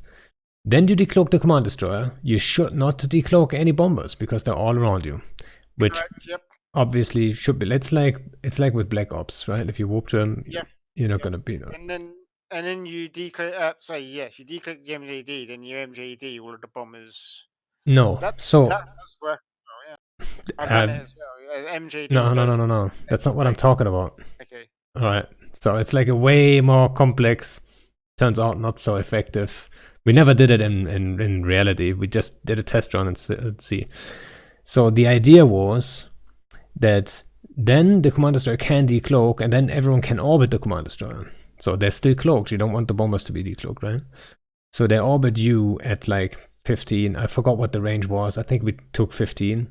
It takes a long time to set up comparatively, comparatively to the other approach. But if you then say regroup, they would all approach you again with the command on the command destroyer, and then you count down 3, 2, 1, and everyone bombs from way closer. So what should happen is all these bombs should go towards the command destroyer and then cross each other's path. If you do it at the same time, most bombs, and I say most, it was very hard to take to do the correct math, but most bombs should be out of each other's range if you do it at the right range. But the radius is super spread out, right?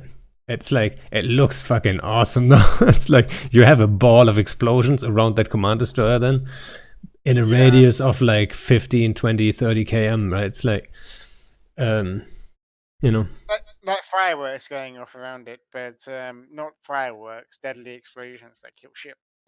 But yeah, it's the theory was like, how many bombs can we then with that like deliver with that kind of method? And we tried it a couple times and we got kind of good at it, and it didn't take us long to set it up. But there was always like the targets we set there, it always said like, oh yeah, 8 bombs here, 9 bombs there. But it was never like overwhelming, right? It was never the 20 mark or something. We never cracked that. So we kind of forgot about that because it's just not effective, especially in the real world. It usually doesn't work as good as on a test run. So those are control settings. Like fighting on grid with a bunch of hacks burning around a grid or whatever is a little bit more difficult. But technically it worked. I mean, one time I did 4 different bomb times from 4 different angles. It worked, but if one person screws up, all the bombs blow each other up. Looks fantastic though, 4 different colors. Well, usually if one guy bombs the wrong type, he has to be the first one though, right? Yeah. So the other bombs kill him usually. Yeah, that's what I was saying. It looks great, but in actual application, it's pretty difficult. Yeah. Another thing we did before, maybe I shouldn't be talking about this too much because I would like to repeat that, but warping in chemo Lokis first, clear all the small shit, bubbles and anti-bomber stuff, and then warp bombers in right after, and then addict them. We did that before. And when that timing works out, oh, it's so beautiful, right? It's like, With the it's one of ranges, the, though. what? With the Hope ranges? they don't move or get more than 5k away. Chemos only have 5k. Yes. Well, depends on the chemo fit, right? Yeah, I guess if you 7.5 on manage the to fit like a faction. large on there, it's a bit different. But yeah, generally, Yeah, you it's should tough fit to large. execute. You should always fit large small bombs. I've never seen a successful chemo fleet with like medium small bombs, really. We do mediums. It works out for us, but again, different. Yeah, I think like large small bombs should be over some chemos, but hey, whatever. But yeah, you can warp them in, clear all that small shit out, and then give the bomb run. And we did that to Horde once, and it was just beautiful to see the timing work out, and it just landed perfectly on the max and stuff. It was quite sexy. It's like a lot of team play involved too, because at the time we had Shines do a snatch fleet, which wasn't his baby anyway, but he was in the sub fleet to bait them out to even undock. Then it was me and Chemos, which was like basically super new at the time. Nobody else ran Chemos at the time. And then we had Soraya, an FC who's not active anymore, who would be good for this, actually, for this bomber episode. And then he would bomb, right? And then it just worked out so sweet. It was good. But yeah. It's been a long time since we even attempted that one. But yeah. What about the heavy bomber? Are you guys hyped for the heavy bomber that was announced? Do you guys get like a little bit of a boner there just listening to that? I guess Draco did, right? Yeah, I mean, there are going to be pros and cons. Obviously, the pros that I will like, and the cons I have. It depends very much on the ship as well, because it could be if it's something like a destroyer, it could be quite interesting. A cruiser or a battle cruiser, not so much. But yeah, it sounds pretty interesting. But again, it's going to be something that is like, so you counter the capital blob by dropping another capital blob at the moment. So at the present, it's then going to be okay. You just drop a bomber blob with loads of capital damage. So necessarily, it's going to change the meta slightly, but for the better, I don't know. It's going to be quite an interesting one to find out if they manage to pull it off correctly. What about you, Because Sieku? Oh, sorry. essentially that. I mean, I don't want to drop 50 odd bombers on a carrier and have the first 5 or 6 of them launch capital damage bombs and blow it up before anyone else can haul. That's your problem? Yeah, that is my That's problem. a first world problem, dude. That is very much a first world problem, but it's basically something that shouldn't happen. Essentially, that it needs to have a bit more of a because essentially it means that bombers are going to be like the meta to take on capital ships. Well, so it's not going to be on the bomber hull, right? The Yeah, heavy bomb but launcher, it's not going to be on a bomber hull. yeah, it's going to be on It's a cave out not going to ship. be cloaky either, I think. You don't think? Okay, that makes sense then. Yeah, Yeah. that would actually make sense if it's not going to be cloaky. It means it's I can't imagine if that's covered up cloaked. That would yeah, be that would strong, be no matter OP. what they decide on. That would be OP. I think that would be too OP, Yeah. for what I. All right. What about you, Siko? When you heard about it, what were you thinking? Well, I mean, initially, I'll believe it when I see it, type of thing. It's all cool, and like I hope it works out. I hope they manage, because anything that has like more bomber type stuff is cool in my book. They also like have like talked in various different like times. They talked about other bomb types, for instance, which would be really cool to see. Like the game's at a point where you could have other other bomb types to do different, E-war type things, which would be, I think, Faction more bombs, maybe. interesting. Two Something damage like that. Two bomb types. I mean, I don't think it's going to be covert ops, just because that would largely replace the actual like bomber for the torpedo style thing, which doesn't make much sense to me. Although I would like to see more covert ops like style stuff, but there's a lot of changes I'd like to see relating to covert ops and how blops are done and that kind of stuff. I think I read a decent argument about making them like a different version or integrating them or repurposing the T3 or the battle cruisers like the Talos and Naga, those kind of things, which would be interesting. But a lot of it depends on the implementation. Like I don't. Could I see myself using something like that? Yeah, it'd be cool if I can pull it off. But unless it's covert ops bridgeable, then it's kind of like I'm not sure I'll really be able to find much use for it personally. Same. Yeah, so I mean, the guess, like most people guess, is that they're gonna put it onto the tier 3 battle cruisers, right? Nagas and so on. Yeah, that's what I was reading as well. Yeah, or maybe battleships. And I would argue, even normal bombs. Blobs. Why not put normal bombs on battleships even? Right? Now they get the frigate escape bay, which is it's more fun than it is actually useful. Right? If you die in a battleship and you're in an assault frig, I don't know if that's gonna make any difference in any fight, but like a bomb launcher, that can make a difference. Imagine 2 battleship fleets facing each other, bombing each other in the face. That would be fun, right? I wouldn't I wouldn't complain. I would love that. Well, Or a defender. It goes back to the old battleship of, or even a destroyer of launching torpedoes in the water to sink another ship, like in the Navy terms. So, I mean, yes, you could. I'd probably say not just on if you're putting bomb launchers on ships. Probably a destroyer is another good hull to go for. Over battleships, but battleships can definitely, yes.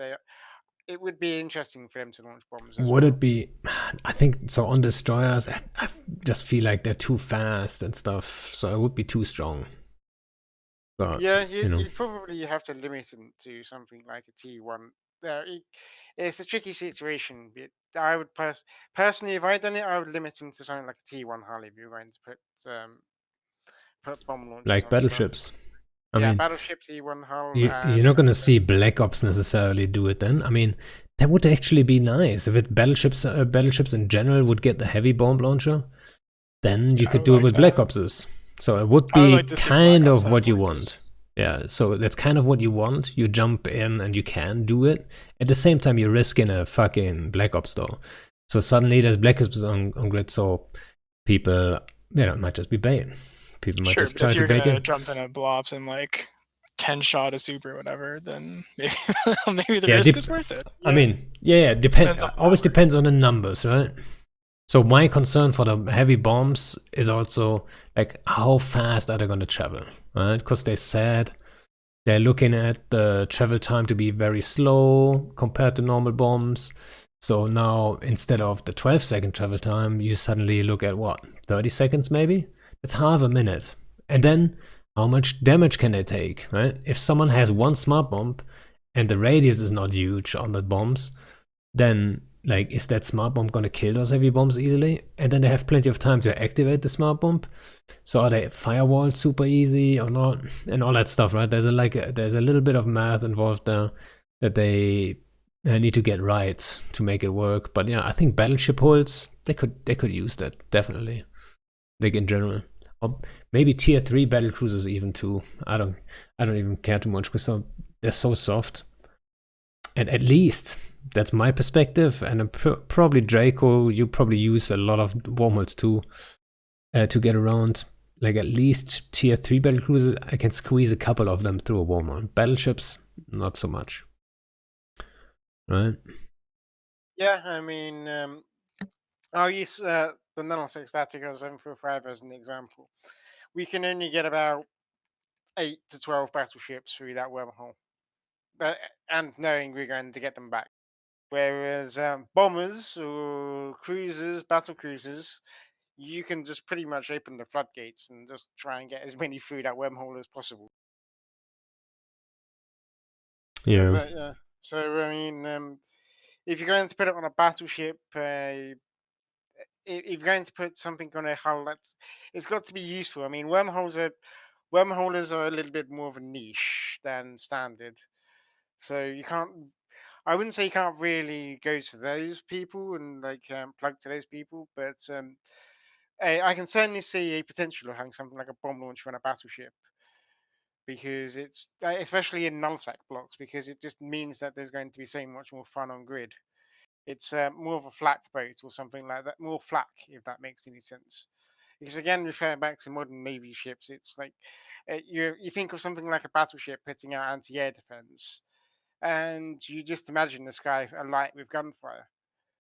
Whereas a bomb, that it is another good example of that, being able to launch bombs and torpedoes. Yeah. So heavy bombs. I think we're all on the same page there.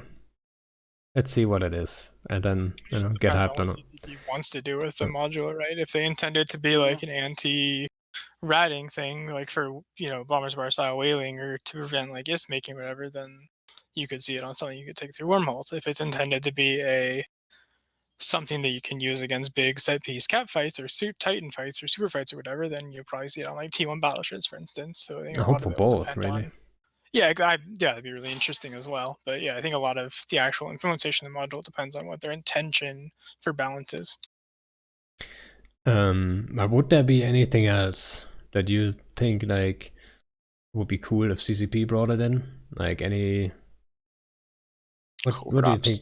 Covert ops logic would be fantastic. That wasn't a T3C.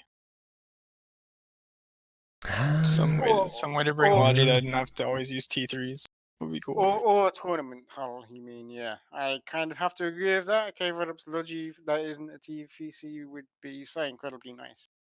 But why not T3Cs the then? general sisters of Eve. Well, it just makes it so you always have to use a T3, which is kind of like skill point loss is kind of irritating. Or like they have regular logi frigates and the regular logi cruisers, but you don't have covert ops logi. So it'd just be like, even if it wasn't fantastic.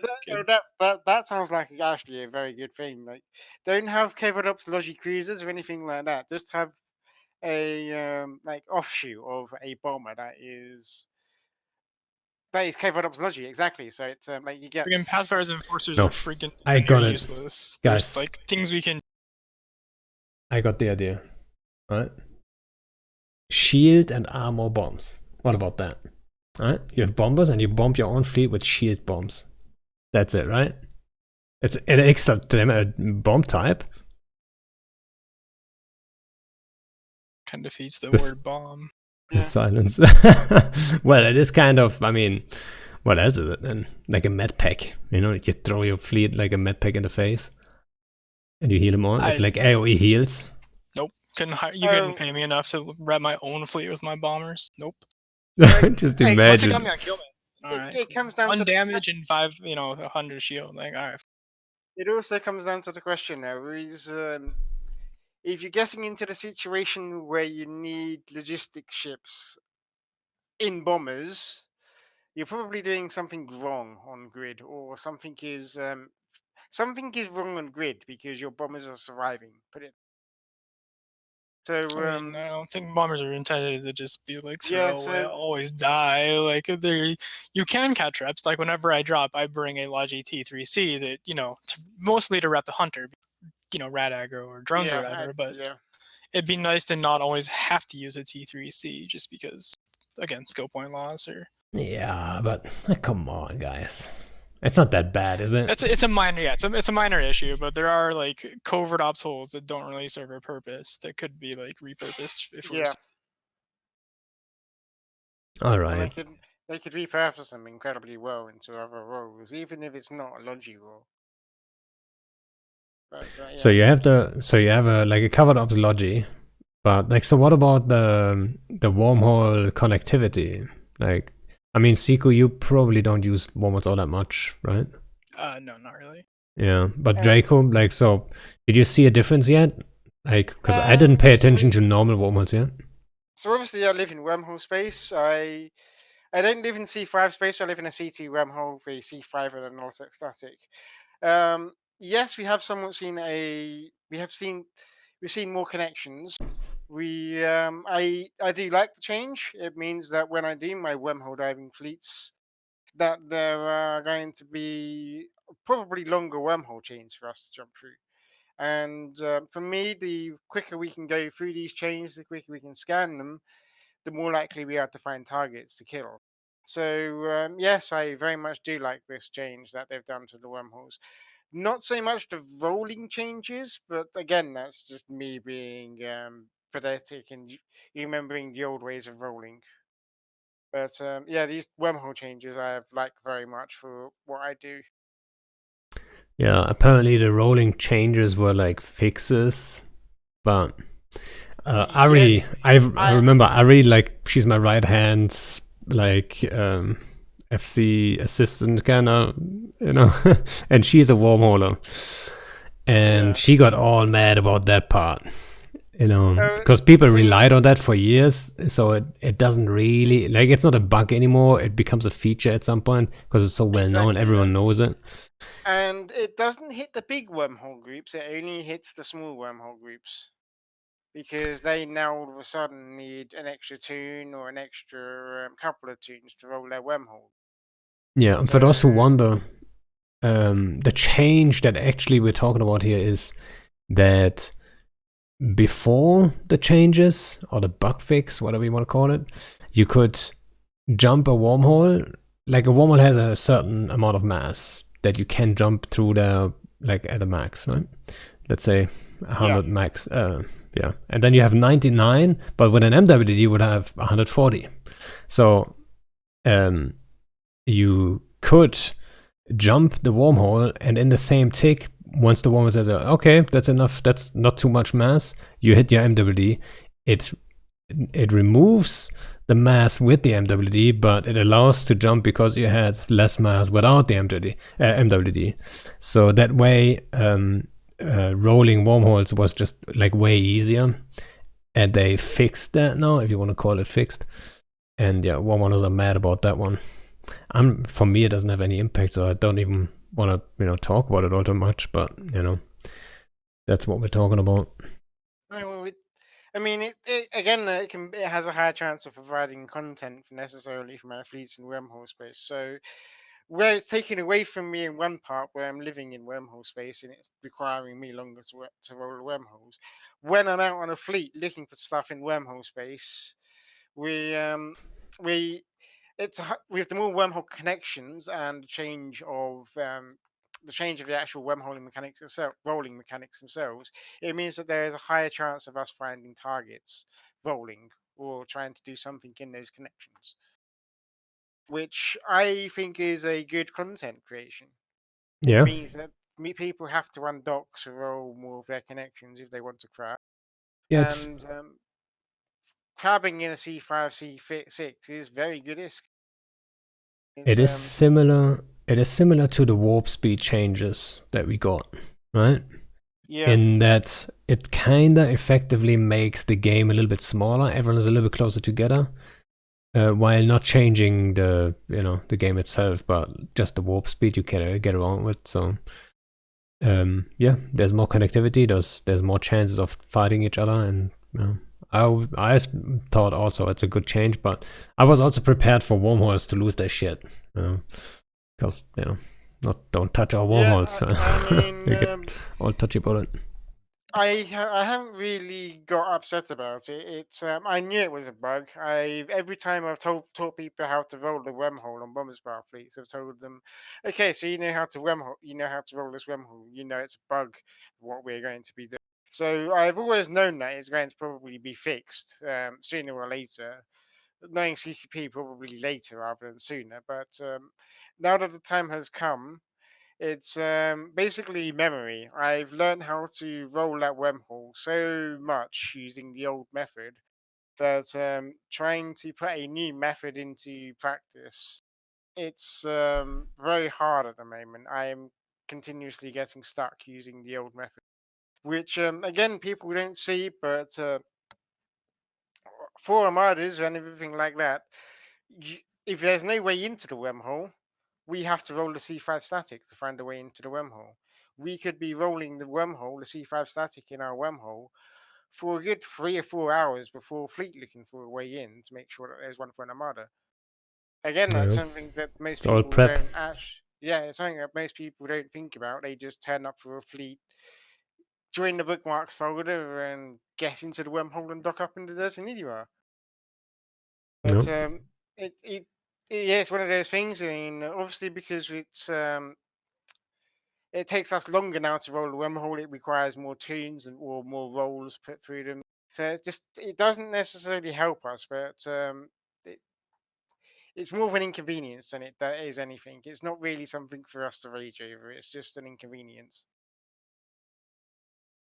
Then, so another thing on my list is like filaments. Do you guys have anything to do with filaments? Do you guys plan on using them a lot? Or do you have any take on it? Filaments are good.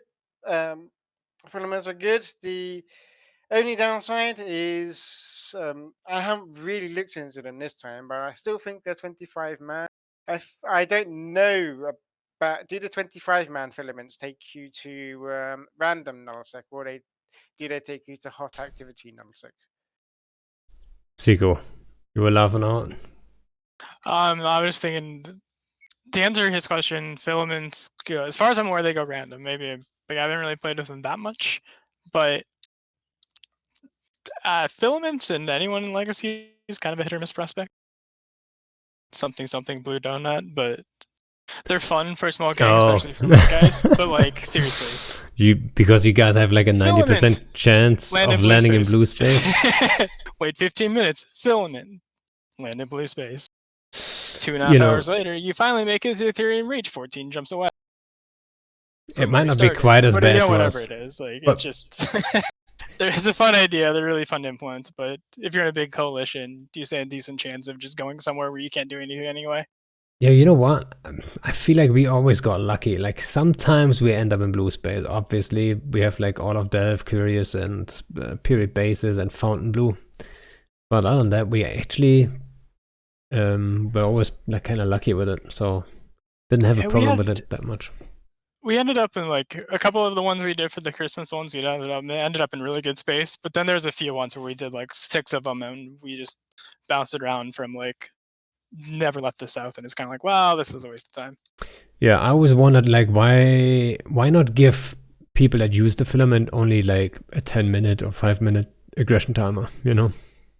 Yeah, like I understand there's some balancing things where you don't want, like it's based on the combat time or whatever, so you don't want to like allow your fleets to like escape like traps or something, was what like I thought about balance wise for the timer. But yeah, it's 15 minutes when you have a bunch of blues is a kind of can be a real post killer. So the idea is obviously you engage and then you can't just filament out. You know, that would be lame as shit. But if you filament in, that you don't have to wait the full 15 minutes, I think that would be cool, right? I'm just creating a separate filament timer to combat timer could be something like useful. Like combat refreshes your filament timer, but it's only 5 minutes, or some kind of sort of balance as they could. But you know, it's fairly minor, I guess. Yeah. As far as filaments go, I have a bigger filament. It's called a nullsec static. You put ships through it to roll it, and once it's rolled, it will appear somewhere random elsewhere in space. It's very much the same as a filament, but you can put a lot more ships through it. But yeah, for nullsec people, that's obviously not always an option, right? Yeah. Yeah, but it's one of those situations where if you're part of a blue donut, then using a filament, I think, is pretty much useless. You're better off just burning out or finding another way to get to where the action is. Well, it's fantastic for collecting all of your blue assets you haven't touched in 3 years. Yeah, collecting all the loot. I went back to Esoteria for the first time in 1.5 years. It was great. Collected a dread and went, "Ooh, shiny." All right. So filaments. That's your take on filaments. What about Blackout? Did you guys have like a really good time during Blackout? Like, I mean, as bombers, that's basically a dream scenario. No local, right? Yeah, I mean, sadly, I have to admit, I wasn't playing much during Blackout myself because of other issues at the time. But from what I can tell, what everyone was happening, it was well, basically, most of the targets that Bombers Bar would go after would probably not be doing anything because with no local, they don't know who's there.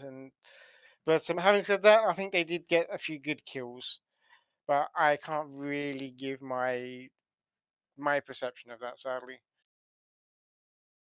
And what about you, Sieku? Did you? In ARCs, we were in at that time we were in Deterred fighting for eternity, so like we had time zone issues. Funny enough, we had time zone here in GOTG as well, but a lot of people tend to dock up. Like we didn't see a ton of targets just because it was too dangerous. So we still had campers, we still had cloaky campers, but like it was way more difficult to find targets just because the risk was so high. So a lot of people just didn't. For tracking enemy fleets and bombing like hostiles for like set pieces is fantastic. Yeah. It's not easy to track them. That's what I mean. We had campers on all the gates, like watching where they warped and stuff. So it's like very much like a guessing game, which is kind of fun. It's like a lack of intelligence, a lack of knowledge. So you kind of looking at a map, looking at where they're warping, thinking where they are. Like it was really easy to lose fleets, but it's also really easy to like not get detected, so you can bomb them on gates and stuff. Yeah, which is pretty fun. So I guess what I'm aiming at is like a change to local in some form or way. Like, do you think CCP does like there's the need for that? Yeah, I'd love to see some sort of delayed local or something that you can like turn local off, like make it tied to the iHub or something like that would be really interesting change. It's one of those situations. I don't think a delayed local works. I think a local, basically, like when you move, because obviously when you jump through a gate, you have a cloak. You have your decloaks and you're sitting there for about a minute. I think when you move, or like when you actually land in system is another good example, because obviously once you jump a gate, you appear in local before you actually land in system. And if you're good and on your toes, it means that generally most people are docked already in warp and getting docked up.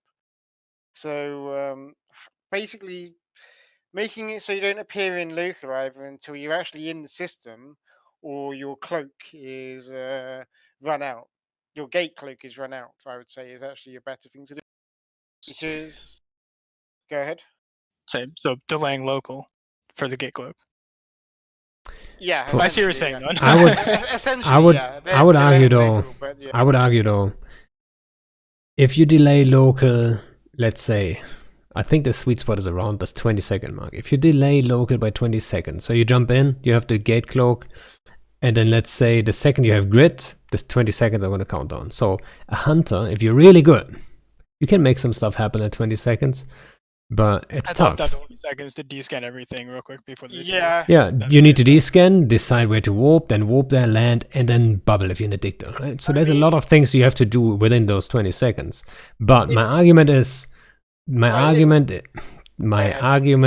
that if you have the 20-second delay, a bot is completely done, because you can catch bots. They're predictable, very predictable actually. So if you know there's a bot in a certain system, and yes, bots can adjust to a degree and all that stuff, but I do not believe that any bot like who's mining or ratting in any significant ship, let's say he's ratting in a Nyx, right? If anyone gets wind of that and there's a 20-second delay, he's gonna get caught. Yeah. Sooner or later, he is gonna get caught. People will put effort in there. It will stop the botting basically as well. It would really cut back on it, because you can't predict. It's harder to predict when people are going to jump into local or appear in local. So it's like the only way they're going to appear in local is probably if they're in warp to you, or if they're in warp to the next gate. It's basically the way that it's going to work. So the bots then got to decide in that split second if it's going to be too late. So I'm reading in chat, delaying local should come with a nerf to descan while cloaked. I don't know. Should it? So I'm going to use wormhole space as an example here. So when you jump the wormhole, you have obviously that minute of cloak of sitting on that wormhole cloaked. The only tell that you have jumped into that wormhole is the wormhole fire. Within that minute, you can generally do so much. Actually, find out where, if there's something in system, you can find out what signature they're at, roughly whereabouts they are in space, and everything like that. So even just having that 20 seconds delay in local of you actually landing in system and just moving to get yourself decloaked. It doesn't sound like a lot, but to a hunter, it actually means that they can have a chance of finding these targets that are a bit harder to catch. Yep, I agree. Like, even if it's just delayed by the holding gate cloak, I'd be fine with that. I still Or you can believe tie though it there's to, a like, the sweet warp spot there. drive. Yeah, Like you don't show up in local until you activate a warp drive. That's another. yeah, warp signature. That makes a good. That makes another good. There's a Yeah. couple options, I guess. I mean, so let's just agree on we all hope they're gonna touch local in some way, right? Yeah, Yeah, absolutely. And try to hit the sweet spot at least. If they know, like, what exactly they should be doing. I mean, it also depends on what they can do.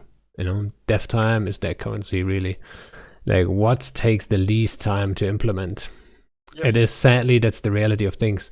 Like, if they can easily implement, you're holding gate cloak, you're not showing up in if that's easy to implement, I would love them to see I would love to see them do that. If that takes like a year-long fucking like one dev to implement that might not be worth it in the end. agree. I agree. So who knows? Who knows? Resource allocation is top priority. Yeah. So I usually aim for like 2 hours. We're close to that, and I think and I just realized I still have the fundraiser for the FanFest on, which obviously is not happening. Did you guys have any plans to go there? Sadly, no. I would like to have gone, but I knew I wouldn't have any money or anything like that to go. So I go to Eve London when I can. I think I don't know if there's one this like in a few months' time, but one in December/November all the time. I've been there for the last 2 years. I think Eve London, like, so there's 2 different kinds, right? So there was the Eve London, like a proper CCP event, and then there's this player meetup. The player meetup just took place, I think. Oh, okay. I missed the player meetup. I went to the one last year, the Eve London one. That was the official one by CCP. They took the place of the player meetup that was held at the same time period the year before that. It's the same player that does the player meetup in the same. Well, I think the same bar for like the last 10 years. So yeah, it's pretty good. I think it's one of the oldest meetups around. Yeah, and Sieku, did you have plans to go to FanFest? Or have you been on any player meetup actually? Is Sieku still here? Yeah, hang on, I'm just on the phone. All right. Well, Yeah, it's 2 hours anyway. If you're on the phone, we might just end it right here. Do you guys have anything on the list you might want to like bring up, or anyone got any good questions for Bomber FCs while they're here? Then we might just bring that up. But other than that, I would say thanks for coming on, guys, and good luck bombing some people. yeah. When more AU terms on bomber fleets? Yeah, thank you for having me. Greatly appreciate you coming on your stream, talking about bombers and FCing. Been quite fun. Yeah. All right then. Sieku's on the phone, but Oh, no, sorry, that was just a quick call. Family. yeah. And what was your question? Something. Well, I just asked if you were planning on going to FanFest and then had to cancel, or. Oh, it's not this year. At some point, I mean, something. I'm a cloaky guy, roleplay, but no, just work and all that stuff doesn't really give me the flexibility to go at the moment, unfortunately. Well, I mean, this year's yeah. Yeah, but even if it was still on, I wouldn't be able to go, unfortunately. But yeah, I'd love events, but working on the schedule can be a bit tough. No, well, I think they made the right call. It's hard to tell. Who knows what it looks like in a month, right? But yeah, I definitely respect them for erring on the side of safety, though. Yeah, I got hyped for it, I have to say. The hype was kicking in slowly. And yeah, whatever. What you gonna do? All right. Then Sieku, also thanks for coming. And Thanks for having me. yeah, the guys on stream, thanks for watching, and I'm gonna have a look who we can host. If you want to get notified for stuff, for example, when we tackle stuff and so on, join the Discord. And other than that, thanks, and see you on the next one. What's with that Ashimu stuff? Like I saw it earlier, someone was spamming Ashimu. So it's an internal joke to my predators like Sig. Because Ashmu has the word sh in it, we like to just jokingly whisper Ashmu because we're cloaky Sig. Aye. Alright. Quiet cloaked Ashmu. Yep, that's the guy. Alright, I'm glad we cleared that one up. Alrighty guys, then thanks again, and see you on the next one. Cool, thank you. Yep, thank you.